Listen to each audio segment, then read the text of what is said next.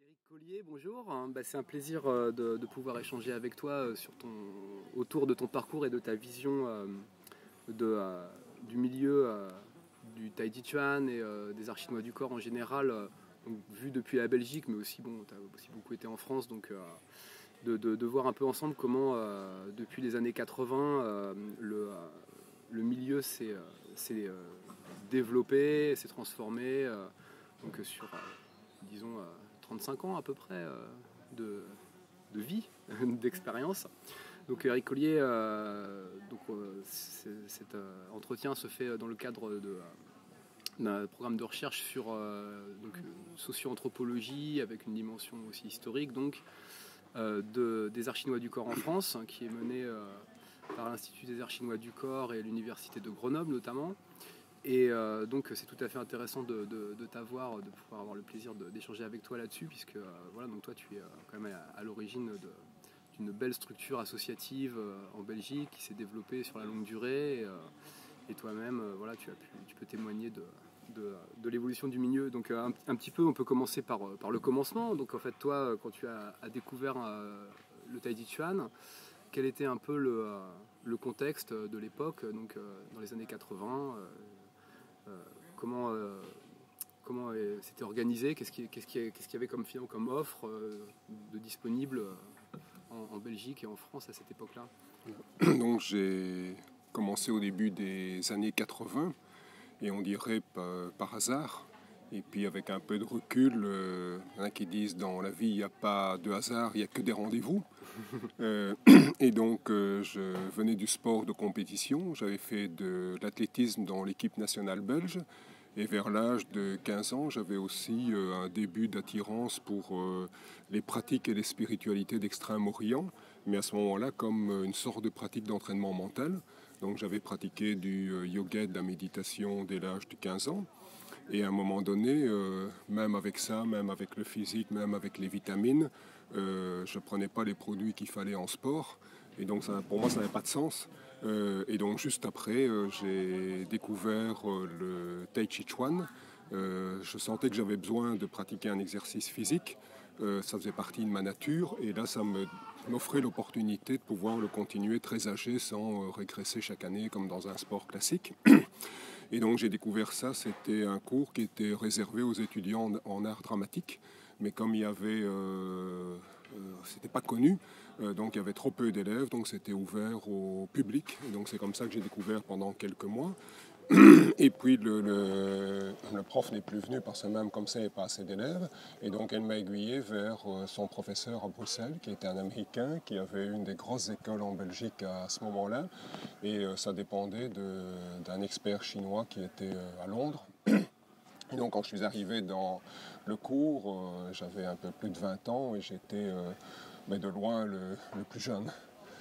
Et donc, venant du sport de compétition, je pensais que je progressais, donc je pratiquais régulièrement. Donc, je me suis retrouvé assez vite dans un groupe. Je pensais avancer, puis j'ai découvert que le travail interne, c'était pas ça, qu'il y avait toute une partie. Quand je me suis retrouvé dans la posture de l'arbre la première fois, 20 minutes, là, j'ai vu ce que c'était comme différence.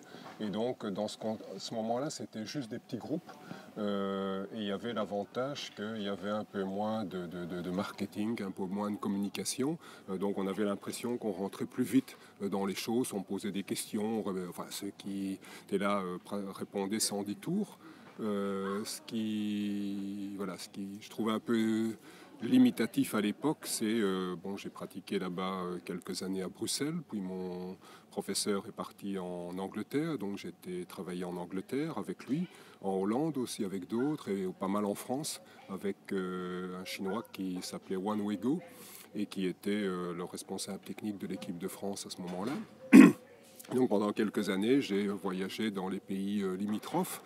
Et ce qui m'embêtait, mais bon, maintenant c'est plus le cas, c'est que c'est comme si chacun parlait son propre dialecte. Donc ils étaient certes très riches, mais chaque fois qu'on changeait d'école, voilà, l'enchaînement changeait, les façons de formuler changeaient. Et donc à ce moment-là, j'avais presque envie de trouver une sorte, bon voilà, qu'on parle des dialectes dans la langue anglaise, c'est bien, mais si on étudie à Oxford ou Cambridge, on va un peu partout dans le monde. Et donc j'ai rencontré une chinoise qui était une élève proche de Li Tianxi, qui est celui qu'on appelle le père du Tai Chi Chuan moderne en Chine, qui a créé la forme des 24 postures, des 32 épées, des 88. Li Tianxi était un élève de Sun Lutang, donc très vite dans les années 80, j'avais déjà pratiqué un peu de Xingyi Chuan, de Baguazhang, différents styles de Tai Chi. Et donc j'ai senti que c'est ça qui m'a intéressé. Et donc quelques années plus tard, j'ai pris. Ouais. Peut-être avant d'aller déjà quelques années plus tard, ça me soulève deux questions. Une première, c'est tu parlais du côté de la spiritualité. Il y avait déjà à cette époque, déjà de longue date, hein, mais qui commençaient peut-être à se répandre déjà un peu des traductions du Lao Tzu, des choses comme ça, au niveau de la... Alors, est-ce que vous parlez de philosophie, de spiritualité, de religion chinoise à ce niveau-là? Qu'est-ce que toi, tu avais découvert un peu ça aussi ou Le premier livre que j'ai lu, c'est le livre de Catherine Despeux. Ah oui, c'est pas plutôt universitaire. Voilà.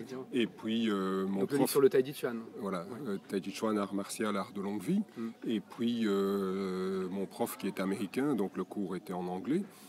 Quand je lui ai demandé un livre, il m'a recommandé un livre qui est aussi reconnu, de Liu Tsunhuo, je prononce sans doute très mal, qui était un mathématicien et qui a écrit un livre en anglais qui était aussi, comme Catherine Despeux, un livre de référence. Donc dès le départ, j'étais quand même avec des écrits voilà, et des références assez... Voilà. Et le prof que j'avais était quelqu'un de très structuré. Et ce qui m'a marqué chez lui, il était américain avec tout ce que ça comporte. Il avait le sens de la rigueur. C'était un excellent pédagogue. Et surtout, il ne restait pas dans ce qui était purement traditionnel. Traditionnaliste, c'est-à-dire qu'il montrait toutes les implications dans la vie quotidienne. Et il faisait déjà des références à certaines recherches plutôt scientifiques, donc ça a marqué tout le reste de mon parcours, alors que beaucoup de groupes, il y avait notamment quelqu'un qui était en Belgique, qui rayonnait beaucoup en France, et donc c'était un discours articulé autour du Qi. Donc il y avait tout un aspect à ce moment-là un peu magique, comme s'il y avait des pouvoirs spéciaux et donc des démonstrations spectaculaires de poussée, de tout un tas de choses. Et je pense que il y avait eu le judo, où c'était l'art magique pour que quelqu'un de plus petit retourne à un plus grand. Puis après, quand ça a été structuré par les fédérations, c'est devenu le karaté avec les coups sur des points particuliers, des points vitaux. Puis l'aïkido est arrivé avec son mouvement très beau, le côté spirituel. Et puis chaque fois que c'est repris par les institutions, ça se sclérose un peu. Et donc le tai chi arrivait pour redonner voilà, quelque chose de plus libre, de plus sauvage, de plus magique. Enfin, c'est comme ça que je l'ai senti à ce moment-là. Et du coup, à cette époque, si j'imagine un peu le paysage, donc tu parles plutôt de petits groupes, mais bon, finalement, qui étaient répartis, qui dans une université, qui à Bruxelles peut-être dans des gymnases, dans des salles de méditation. C'était quoi comme genre de lieu en fait où ça pratiquait? C'était beaucoup, le côté sportif était pas du tout connu, donc ça se développait dans le milieu, c'était l'époque du Nouvel Âge, dans le milieu du développement personnel. Et puis je ne sais plus dans quelles années c'était. Nous sommes allés voir parce qu'on a appris qu'il y avait une fédération. Et donc la Belgique avait été un peu pionnière, elle avait organisé les premiers championnats d'Europe, je crois en 86. Et donc en fait il y avait du tai chi dans le wushu, mais c'était une coquille vide. Et donc quand on est arrivé, le président nous a demandé d'un peu animer cette coquille. Et donc à ce moment-là, on est passé des groupes qui étaient plus développement personnel, les aspects magiques, à la découverte d'une fédération européenne qui s'est installée. Et Georgette, tu connais, hein, Oui, bah oui. organisé une première rencontre européenne Et donc, elle avait eu un sponsoring d'un superbe hôtel, donc hôtel de 4 étoiles ou 5 étoiles. Et donc, on avait une superbe salle. Des gens sont venus de Suède, de Suisse, d'un peu partout, parce que le président avait un carnet d'adresses. Et là, on a vu très vite ce qui se passait dans un tas de pays d'Europe. On a vu un tas de styles et c'était vraiment une ambiance où on avait appelé ça challenge parce qu'on ne voulait pas que ça soit exclusivement compétition, mais on voulait quand même qu'il y ait un mélange de rencontres. Et donc c'était des moments, et on a fait ça 2 fois, donc c'était des moments assez exceptionnels d'une discipline naissante, de rencontres avec des personnes de différents pays. Ça c'était via le cadre des fédérations. D'accord, donc en fait, la construction fédérale, même, enfin, c'est un peu en Europe de manière générale, ça s'est fait dans les années 80, comme ça c'était les prémices, Voilà, les prémices, avec un peu de retard sur le Japon et sur le modèle japonais un voilà. peu. Et en fait, bon, nous avons été, je pense, parmi les premiers en Europe où Georgette a rempli le dossier à être connue directement par le comité olympique. Parce que dans la plupart des pays, c'était le cas pour la France, c'était via le karaté, l'Italie c'est la même chose, c'est donc dans des groupes. Et nous étions les premiers à être connus directement par le comité En olympique. tant que taiji. En tant que wushu. En tant que wushu. Donc c'était quand même sous l'influence du modèle, on va dire, sportif, université des sports voilà. chinoise qui commençait aussi déjà à s'exporter. Voilà. Et donc...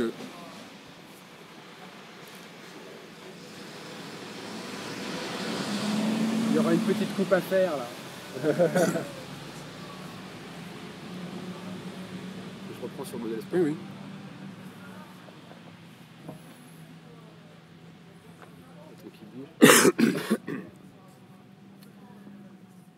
Donc dans les années 80, c'était donc le modèle sportif venu des universités des sports et donc de toute cette structuration, on va dire, toute cette sportivisation des arts chinois du corps, qui donc sous le vocable wushu regroupait un peu l'ensemble de ces pratiques et y compris le taiji.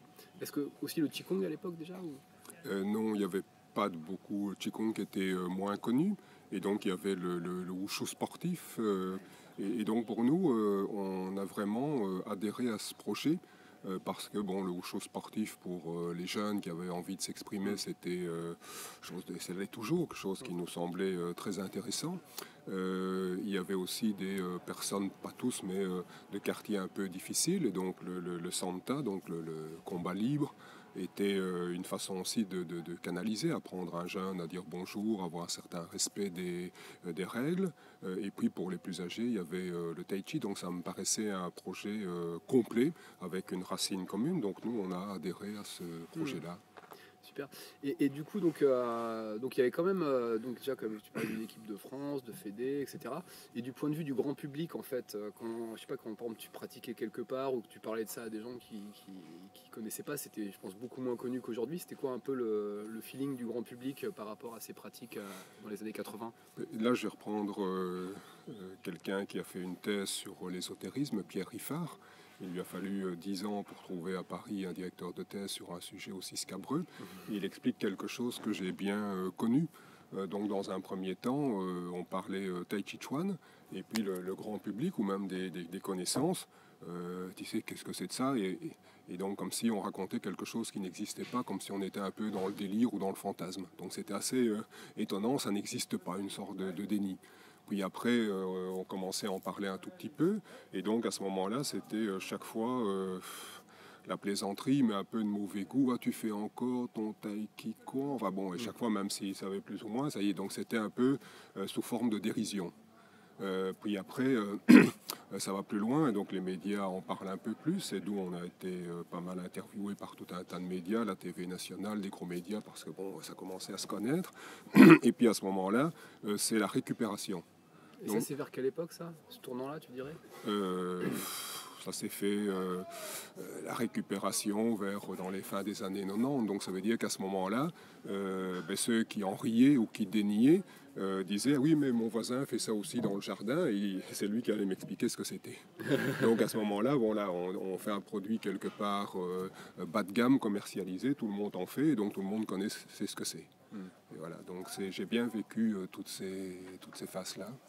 Parce que moi, je me rappelle les témoignages de Christopher Schipper dans les années 70 qui faisait du tai chi dans les parcs à Paris près de l'opéra, et que les gens croyaient que c'était un danseur de l'opéra en fait qui dansaient. Voilà, il y avait effectivement un problème de catégorie, quoi. C'est-à-dire qu'en fait, bon, tu as bien montré qu'il y avait le côté sport, il y avait le côté plus, on va dire, développement personnel New Age, qui ont formé un peu deux grands pôles comme ça. Le pôle santé n'existait pas vraiment encore à l'époque, ou déjà ça, on en parlait. Pour nous, ça a été un pôle qu'on a développé assez rapidement. Donc l'école qu'on a créée qui fête ses 35 ans s'appelle Centre d'actualisation du potentiel. Et donc l'idée, c'était chacun a des ressources personnelles. Comment ça peut les aider à prendre conscience de ces ressources pour mieux les utiliser dans le quotidien en synergie avec le contexte. Ouais. Mais du coup, en fait, c'est vrai qu'en fait, bon, là, si on parle de la santé pure au niveau de tout ce qui existe maintenant, mais peut-être que depuis une vingtaine d'années, peut-être, ou 15-20 ans, le côté vraiment tout ce qui a commencé beaucoup par la prévention des chutes, etc., ça c'est plus les années 2000 où ça a commencé à se développer. Fin des années 90, en fait, il y a une des anciennes profs chez nous, dont une nièce habitait souvent chez elle. Et donc qui est venu très jeune à des cours et des stages de Tai Chi, et ça a déterminé son orientation professionnelle. Elle a fait la kiné. Et en fait, Gaëtan a été une des premières à faire un mémoire de master en kiné sur le Tai Chi. Et là, c'était dans les années, je crois que c'était fin des années 90. Et depuis lors, j'ai eu l'occasion de guider une quinzaine de mémoires sur les effets du Tai Chi, sur Parkinson, sur le cancer, sur les chutes bien évidemment. Voilà, donc j'ai vu comment petit à petit il y avait une sensibilisation au niveau de la santé. Maintenant, si je peux dire un mot, peut-être qu'on voit déjà la suite, c'est que les premiers mémoires que j'ai guidés étaient beaucoup plus libres. Il y avait aussi des mémoires expérimentaux, maintenant c'est devenu des mémoires bibliographiques, et plus on avance, plus on doit aller chercher dans des banques de données bien précises, des études souvent quantitatives, il n'y a pas de place pour le qualitatif, et donc l'étudiant qui voit un peu comment ça va se passer, il prend un ou deux mémoires qui ont bien réussi, prend la trame et puis remplit les cases, donc il y a plus d'intérêt mais il y a moins d'originalité. Si je peux encore dire un truc là-dessus, voilà, j'accompagne, mais je me demande l'intérêt de ça, parce que c'est refaire des études qui ont déjà été faites aux États-Unis ou dans d'autres pays, peut-être en plus mal, avec un échantillon plus petit, et les vraies questions ne se les posent pas. Parce que le tai chi, c'est bon pour les chutes, c'est bon pour le système nerveux, c'est bon pour la dépression, c'est bon au niveau psychologique, au niveau relationnel. Et on voit le nombre de catégories où le tai chi a des effets positifs. Et personne ne se demande pourquoi la même discipline a des effets positifs dans autant de domaines. Moi, ça serait ça la vraie question. Mais on n'arrête pas de refaire ça. Et puis l'autre chose, c'est qu'il y a des centaines d'études, Peter Wayne en a montré, mais je crois qu'il y en a encore plus que ce qu'il a montré, des centaines d'études qui valident. Et puis la question, pourquoi encore refaire des études? Maintenant, c'est une prise de conscience. Qu'est-ce qu'on peut faire pour l'implémenter, pour changer les comportements? Parce qu'encore faire des nouvelles études pour montrer que c'est bon, mais ça on le sait. Ici, c'est toutes les résistances au niveau des institutions, au niveau des préjugés, parce qu'il faut changer un mode de vie, il faut changer un autre rapport avec les autres, avec le monde, et là, ça demande une certaine remise en question. Et là, on a deux types de catégories. Personnes viennent faire du tai chi, et ça, on l'a connu depuis le début, et ça s'amplifie, et donc ils font une année, c'est l'année sophrologie. Puis c'est l'année tai chi, puis même si ça leur plaît, l'année prochaine, qu'est-ce qu'on va faire? Bah tiens, on fera pas de la danse africaine. Voilà. Et donc c'est c'est un peu la récupération qui rentre dans le consumérisme voilà. Aussi. Et donc c'est une sorte de supermarché avec toutes les techniques de bien-être et chacun vient faire ses courses. Et puis il y a un petit pourcentage de personnes pour qui ça a vraiment du sens et qui vont prendre le temps de s'impliquer dans le long terme, parce que la plupart des études, j'en parlais avec des personnes ici qui s'intéressent à ça. Il y a un tas de biais dans ces études. Sur quelle forme est utilisée, comment on a recruté les personnes avec une étudiante. C'est que des biais. Donc on pourrait dire, c'est maintenant, beaucoup de personnes dénient l'aspect scientifique, mais en même temps, pour promouvoir leur cours, s'appuient pour dire, oui, mais la science a montré que... Voilà, donc il y a là un tas de paradoxes, d'incohérences. Donc là, ça touche un peu aussi... on pourrait parler de l'aspect scientifique, effectivement, mais c'est un peu peut-être un autre sujet. Là, c'était l'aspect du modèle économique finalement. Comment finalement les modèles économiques ont un peu évolué sur la période. C'est-à-dire au départ, c'était plus le côté associatif, c'était plus des modèles de petites structures d'entreprise. En France, on a le statut d'auto-entrepreneur, mais qui est plus récent. Il y a le côté salarié, d'assaut, de collectivités territoriales, de fédérations, etc. Comment ça a un peu évolué les modèles économiques, à ton avis? Donc j'ai beaucoup d'activités en France, tout un tas de plans, même la recherche à l'université de Nice, en entreprise pour appliquer les principes du Tai Chi dans des approches ergonomiques avec des équipements anti-automobiles. Et donc la France est un pays très centralisé, avec les avantages et les inconvénients. En Belgique, n'importe qui fait n'importe quoi, n'importe comment. Il suffit qu'on soit en règle avec une association loi 1901 qu'on appelle ASBL, et donc je trouve que ça donne plus de liberté, parce que le cadrage est bien, et donc on est dans l'aspect sécuritaire, oui, mais pour la sécurité, quelqu'un de diplômé, et avec ça, quelque part, on restreint et on donne, on restreint la discipline, et donc les modèles économiques, c'est modèle productiviste consumériste. Et donc on est en plein là-dedans, et beaucoup de pratiquants ou d'écoles de Tai Chi sont dans ce modèle-là. Il faut communiquer, il faut amener un certain nombre de personnes pour faire tourner la structure, pour payer les salariés. Et donc nous, dans notre association, on a été confrontés à ces choix. Très vite, pour nous, c'était aussi une prise de conscience, une sorte d'écologie corporelle. Et donc très tôt on a pris conscience le covoiturage, le recyclage, utiliser des produits locaux dans un certain site comme celui-ci. Donc ça veut dire que c'était porteur de certaines valeurs. Où des enseignants ont porté ça, et puis c'était l'occasion de faire découvrir ça aussi. Donc à ce moment-là, ça devient une voie et un art de vie.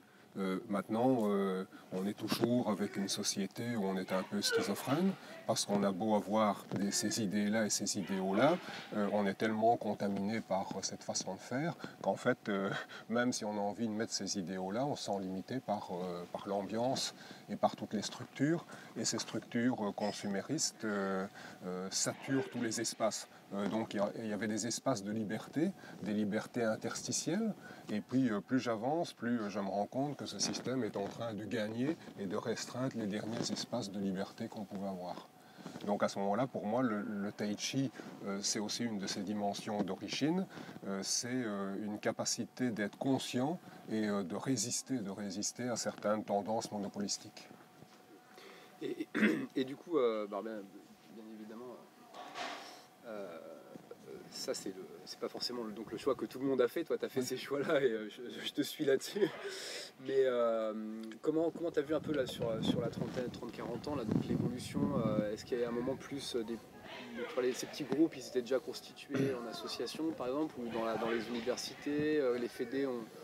est-ce que, par exemple, l'apparition avec le consumérisme, il y a eu aussi l'apparition de toutes ces salles un peu fitness, institut de beauté, etc. Enfin voilà, comment tu vois un peu détailler un peu plus cette évolution Ici,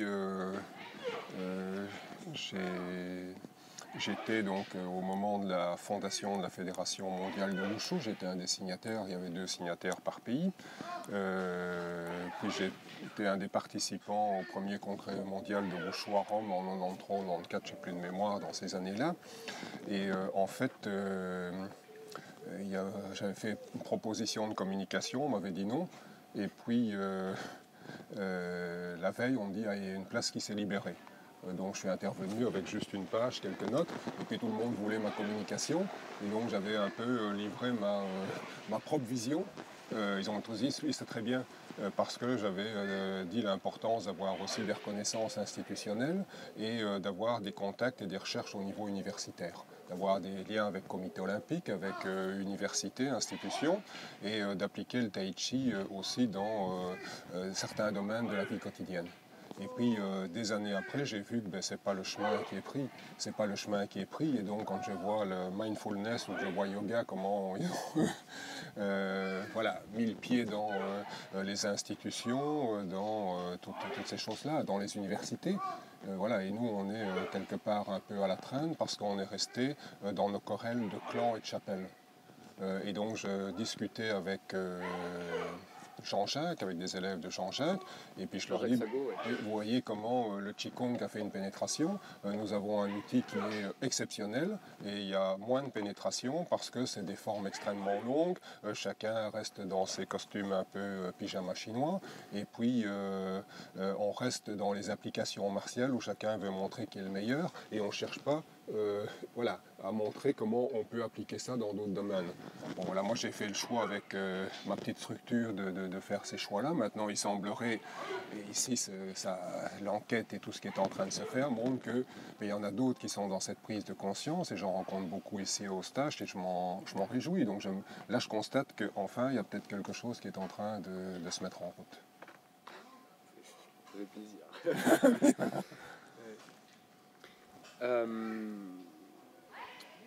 Du point de vue après toi, donc toi en fait entre la fin des années 80 et les années 90 tu es parti étudier auprès de Men Huifeng à l'université des sports de Pékin, donc tu étais un peu dans un des temples de la sportivation et de l'approche très académique du wushu, etc. Qu'est-ce que ça a créé pour toi en fait surtout en termes d'image, de comment le public, les médias, les élèves, les collègues de fédération, etc. Qu'est-ce que ça a causé en fait finalement, toi en termes de prendre ta place dans ce milieu au regard des autres en fait? Sportivisation, oui, maintenant ça s'appelle l'université des sports, et je regrette. Au début, ça s'appelait l'université d'éducation physique. C'est pas tout à fait la même chose. Et je dirais l'éducation par le physique, parce que ici on vit dans un monde de plus en plus désincarné, et les sciences cognitives ont montré qu'on apprenait par corps. Voilà, donc c'était pas les sports, c'était l'éducation physique. Men Huifeng, qui était, pour moi, ça a été déterminant parce qu'il avait un pied dans la tradition et un pied dans le système académique. Et donc pour moi, il y avait les deux facettes. Donc j'ai eu une formation académique, mais puis j'étais dans un cercle d'élèves proches où c'était une transmission traditionnelle, avec la remise d'une épée, avec l'entrée dans la famille, avec l'inscription du nom sur le mur. Donc il y a comme ça tout un tas d'éléments qui me montrent que j'ai eu la chance de vivre les deux. Et moi, ça me convenait parce qu'il y avait une approche structurée et structurante. Mais il n'y avait pas que ça, il y avait aussi l'idée d'un peu d'être dans une lignée. Et donc il y avait un tas d'anecdotes sur les maîtres avec lesquels il avait travaillé, toutes ces lignées, etc. Donc il y avait les deux facettes. Il était aussi un militaire. Il avait formé les gardes du corps de Mao. À l'époque, il formait les gardes du corps de Li Peng. Voilà, donc il était aussi pour des chorégraphies de cinéma. Donc on ne pouvait pas le mettre dans une seule case. Voilà, mais il se fait qu'il était à l'université d'éducation physique, c'est là que je l'ai rencontré, c'est là que j'ai travaillé avec lui. Et puis ce qui a eu d'étonnant, c'est que en Belgique, qui est un petit pays où l'information circule surtout dans ces milieux-là, je l'ai invité, ce qui a fait un peu coincer mes amis français, parce que c'est la première fois qu'il a été un des premiers 9e du Han quand on a mis le système en route, qui avait un des grands pontes du Tai Chi, des arts martiaux chinois qui venait. Il n'est pas venu en Italie, il n'est pas venu en Angleterre, il n'est pas venu en France où ils avaient des grosses structures, il est venu en Belgique. C'est un petit pays, voilà, parce que je l'avais invité, et il y est resté une fois 2 mois, une fois 6 semaines. Ce n'était pas la tournée de celui d'un jeune qu'on a un peu upgradé et qui va faire sa tournée comme dans beaucoup d'arts martiaux, 2 jours par ici, 2 jours par là. Il est resté vraiment pour prendre le temps Et donc à ce moment-là, on a organisé des stages, et il y a très peu de personnes d'autres écoles qui sont venues. Moi, ça m'a sidéré. Je me dis, bon, on a fait circuler l'information, très peu sont venus. Et donc, dans ceux qui sont venus, il y avait un gars qui avait pratiqué de la poussée des mains aux États-Unis, qui était un peu un truc.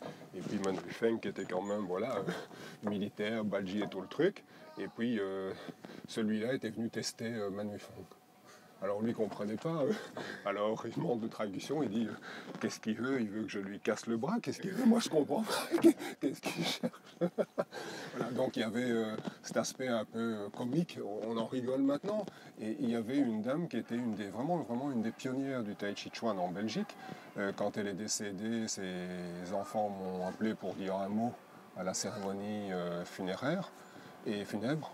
Et puis ils m'ont dit, ah ben voilà, notre mère voulait que ce soit vous qui ayez sa bibliothèque.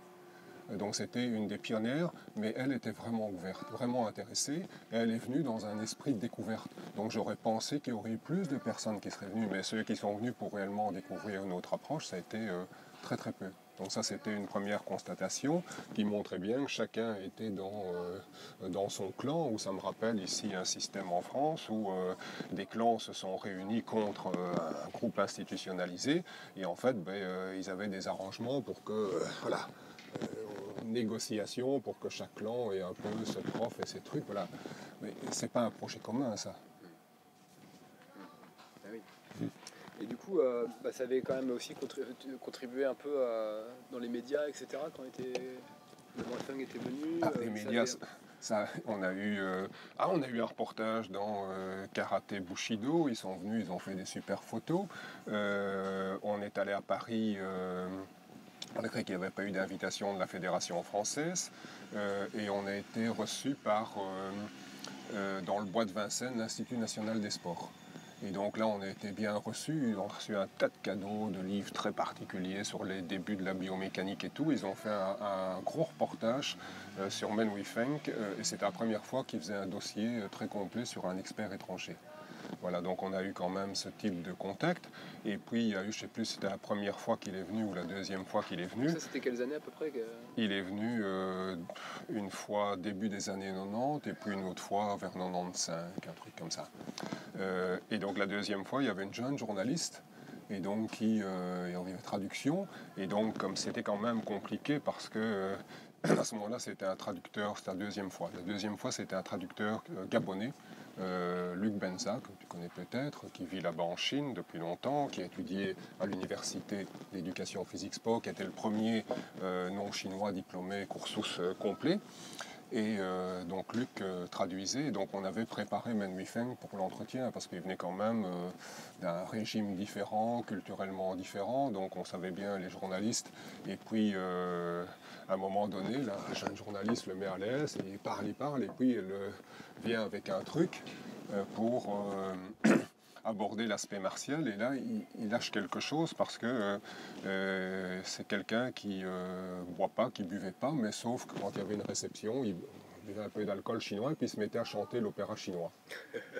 Et donc on lui demandait où il avait appris l'opéra chinois. En fait Mao était un grand amateur d'opéra chinois, et comme il avait formé les gardes du corps de Mao, il l'accompagnait à l'opéra. Et donc il dit cette anecdote-là, et puis le lendemain dans la presse, on faisait la première page avec les gros titres, la Belgique accueille celui qui a formé les gardes du corps de Mao. Donc ça avait été 2 phrases dans le truc. Et tout le reste, rien, tout le reste, il avait brodé le autour. poids des mots, le choc des photos, Voilà. ouais, c'est ça. Mais, et d'ailleurs, et puis d'une manière orientée, parce que c'est vrai que comment tu as vu les évolutions aussi de l'image de la Chine en général dans le public occidental, enfin, en tout cas Belgique, France, etc. Comment ça a joué aussi sur le milieu en fait, des arts chinois du corps? Ça c'est une question complexe et délicate. Donc au début où j'allais me former, le Tai Chi touche quand même partie du public un peu intellectuel. Et donc c'était les questions qui revenaient. Oui, mais comment tu vas dans un pays comme ça qui ne respecte pas les droits de l'homme, et on me racontait voilà, toutes ces histoires-là. Et dans toutes les réunions, c'était, voilà, ils ne s'intéressaient pas à une autre vision du truc, c'était les préjugés formatés ici. Et puis j'ai dit, bon, moi je ne vais pas pour faire de la politique, c'est pas mon domaine, je vais pour étudier une pratique qui m'intéresse, les questions du Tibet qui n'arrêtaient pas de revenir. Voilà. Puis après, il y a eu, ça s'est un peu tassé, puis maintenant la Chine redevient une puissance qui montre, donc ça y est, ces questions-là reviennent, et on est effectivement lié à ces images perçues de la Chine. Et je racontais hier, j'ai eu un de mes élèves était un officier militaire à l'OTAN et qui pratiquait du tai chi, puis on est devenu plus proche, et donc il était un de ceux qui me taquinait le plus, comme tu sais si bien le faire. Et puis je lui ai dit, bon, ben, ça fait quand même partie d'une certaine politique de désinformation qui passe par les États-Unis. Et puis il me dit, bah oui, tu as raison. Déjà à cette époque-là, il me disait, tous les yeux sont tournés vers la Chine, qui sera une des grandes puissances de demain. Donc il y a tout un truc qui est en œuvre. Bon, mais ça me dépasse, c'est pas mon domaine, donc je vais pas aller plus loin. Mais je crois qu'on doit aussi relativiser cette information. Oui, je pense qu'il faut relativiser l'information et puis aussi faire bien la différence entre un régime, une politique, etc., et puis une population, et puis une culture, et des pratiques quotidiennes ou spécialisées, etc. Enfin, tout ça, il faut faire un peu de nuance. Maintenant, ici, si je peux me permettre, il y a un truc que je trouve intéressant. Et donc là, quand on revient maintenant, parce que c'est de nouveau un problème à l'ordre du jour, je dis, oui, la Chine a un régime impérial depuis plusieurs millénaires. Et en fait, 2200 ans. Voilà, 2200 ans. Et donc, il y a un groupe qui s'appelle les taoïstes et qui ont développé des stratégies de résistance et de trouver des espaces de liberté là-dedans. Alors aujourd'hui, avec les monopoles que nous avons, qui sont sous le couvert de la bienveillance, mais qui sont au moins aussi forts, eh bien, moi je trouve intéressant d'étudier ces techniques-là pour voir comment on peut résister à tous ces monopoles au néolibéralisme. Voilà. Tout à fait. Eux, ils ont eu 2200 ans d'expérience. Voilà. Et donc pour moi, on vient avec ça. Pour moi, et c'est pas que pour un jeu de rhétorique. Je pense sincèrement que c'est le cas.